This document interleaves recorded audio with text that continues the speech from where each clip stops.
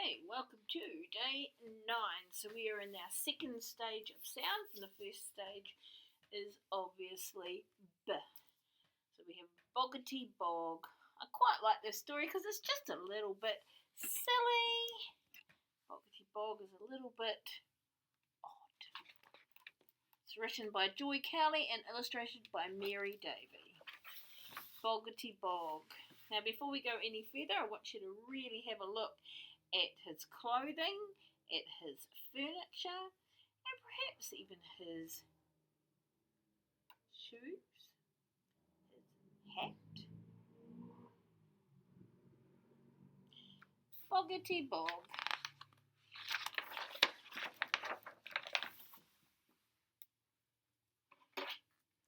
A little man lives in our garden. A little man lives in our garden. A little man lives in our garden, and his name is Boggity Bog. His football is a tomato. His football is a tomato. His football is a tomato, and his name is Boggity Bog.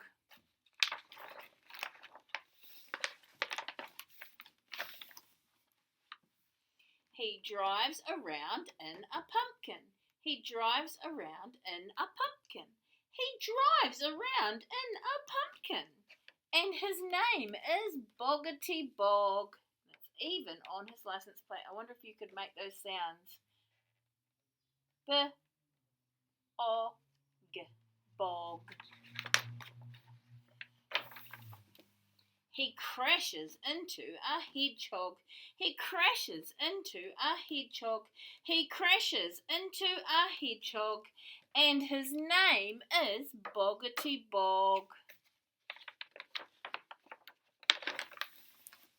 He gathers a bowl of earwigs. He gathers a bowl of earwigs. He gathers a bowl of earwigs. And his name is Boggity Bog. He fills a cup with snail juice. He fills a cup with snail juice. He fills a cup with snail juice. His name is Boggity Bog.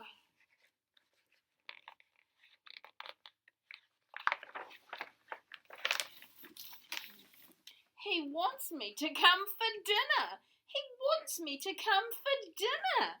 He wants me to come for dinner.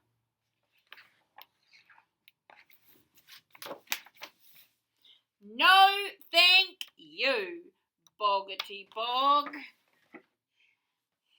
Such a cool story. Now, as you read through the story and listen, I want you to go back and I want you to have a look at really the background pictures. So I want you to look at the car and what it's made out of. How could you make a car like that? An interesting thought. So our poem is bat the ball. Bat the ball. Bat the ball. Bat the ball is what we hear our teacher call. So remember, the actions is you're holding and you're batting.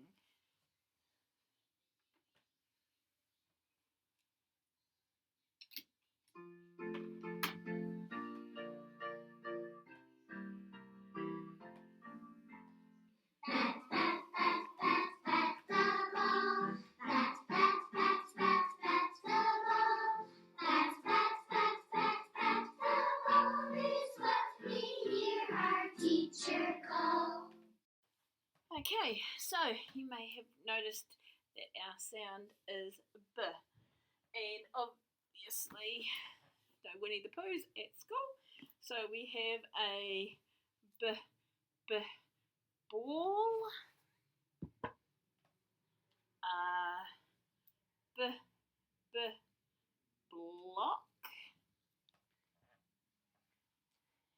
and a bean bag, which has lots of beans. And it has a number. Can you tell me the number?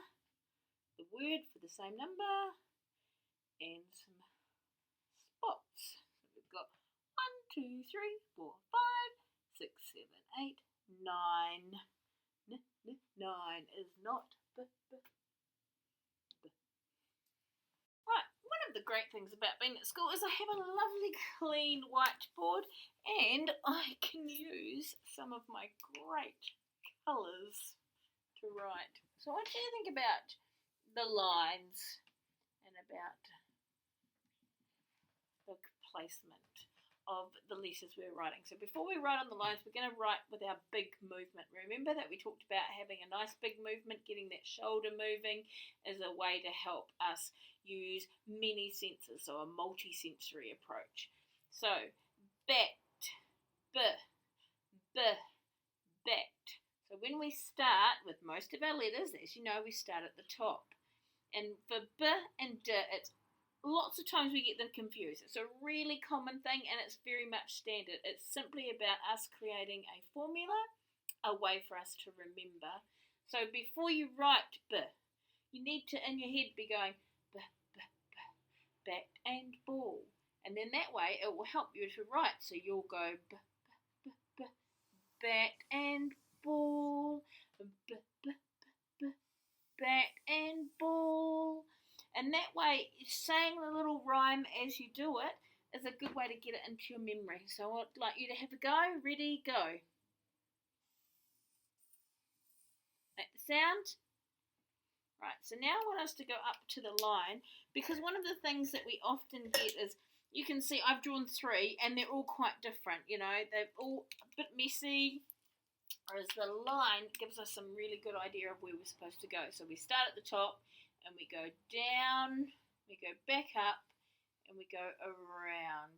So that we're really thinking about that lump, that a round part is in the middle, and that when we come down, we're coming right down to the bottom. So let's try it again. Down, up,